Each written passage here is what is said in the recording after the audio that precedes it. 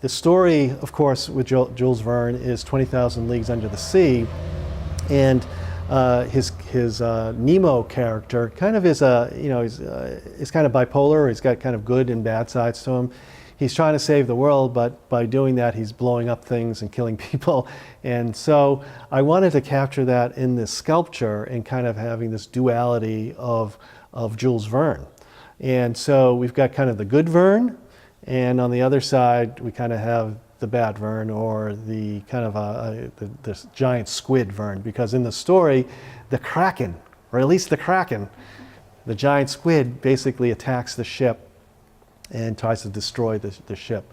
So, but what I wanted to do as part of bringing Jules Verne back to life is to kind of create this form where he is made up of submarine parts. So if you can recognize some of these things on his head, that's a periscope, that's a sextant, this is here's a oil gauge from a submarine. These are speaking tubes from a submarine.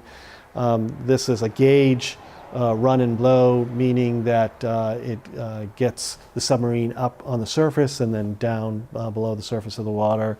This is a telegraph, and this basically tells the engine room from the command center, what it should be doing, if it should be going forward, going backwards, stopping, and all that.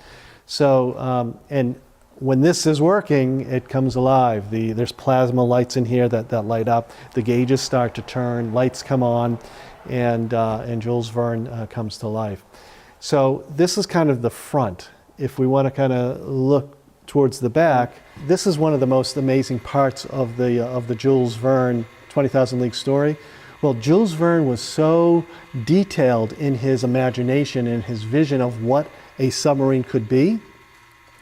He basically became an inspiration for an inventor so many years later, decades later, to basically invent the first kind of commercially viable submarine. And he says that his inspiration was Jules Verne. And so science fiction really became science fact. And so I love that part of using your imagination and your vision to actually, make your future. But the really interesting part of this is in the story of 20,000 Leagues, Verne talks about how Nemo's submarine was powered by salt water, just the liquid that was around the submarine, that he was able to convert it into energy for the sub. Well, 3 or 4 years ago, they actually found a way to do that. And so again, 100 years later, science fiction becomes science fact.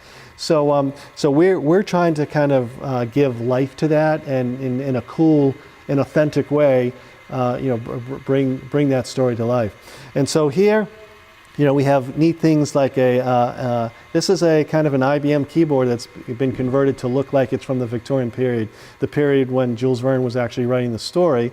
And this is Verne as the giant squid, giant octopus. And so I kind of gave it a little bit of a feeling like, he's in control of things, and maybe even, kind of controlling the good Verne over here. And I just love things like this too. So, what does a squid or octopus use for a defense mechanism? They use ink. So it's almost like a kind of a way to, create a smoke screen, so that the predator is kind of confused and can't see where the squid is going. So what I found were these beautiful beer taps. These are actually French, and Jules Verne was from France, so that's another connection. And these little balls that you see over here, those are actually ink containers. They're from I think the Swivodex company, and the way this was made, it was in a glass space, and you could swivel the ink to get the last bit of drop of ink out of it. So what I was thinking is that, well, just kind of reverse this. We have the ink in the ball here, and then by controlling the lever, it actually pushes the ink up through the tap, and down and out the sub, so the predator is smokescreen. So, and these are all real objects, which I just love kind of the thought about, giving them new life and new purpose. And this is kind of fun because he's sitting on I don't know if you noticed, a commode, a toilet, and so he literally doesn't have to move, right? He's all set. He can just stay here for hours. And this is a ribcage shower. And a ribcage shower was used mostly in industrial settings, and it was very powerful in terms of the jets that would come to wash you off. And so I just love this form, and partly, he uses this, of course, an octopus or giant squid needs to stay moist. So this is the way that he can do that. So hidden away here is Issac Singer as Humachine. And Issac Singer becomes the time stitcher. And he's hard to see here, he's kind of buried back, but he's got two Singer sewing machines kind of almost strapped to his back like a jetpack, and he time travels. And I see him kind of as really one of the most efficient time travelers, because if you listen to scientists describe how ultimately we're going to be time travel, they talk about space and time kind of as fabric, kind of like the folds in a fabric moving like this, kind of almost like a wave. And normal traveling is following that wave, the ups and downs, the valleys and the hills.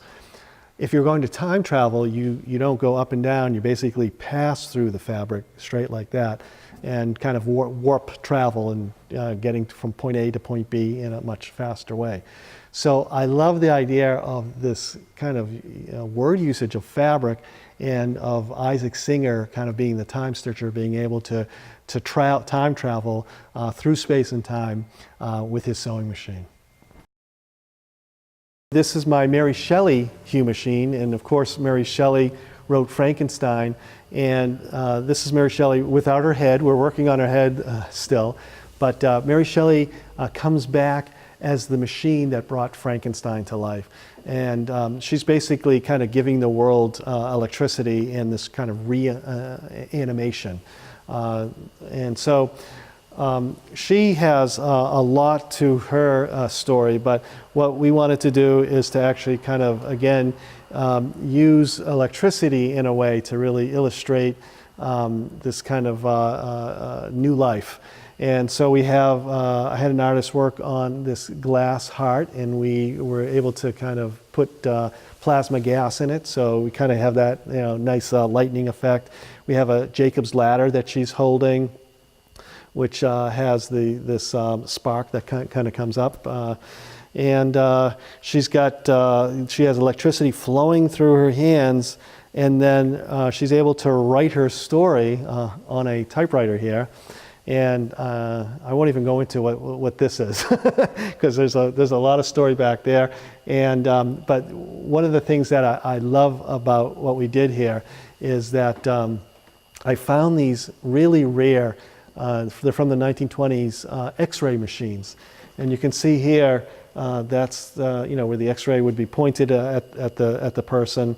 Well, these X-ray machines, they're one of the earliest X-ray machines, and these were very dangerous because they didn't know the dosage or the right dosage, and so both the patient and the doctor would be exposed to too much radiation and get cancer.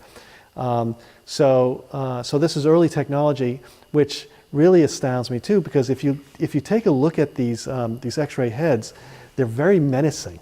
They kind of almost look like death rays, Z-rays, and part of what was happening when this technology was new, X-rays, they're invisible, you can't see them.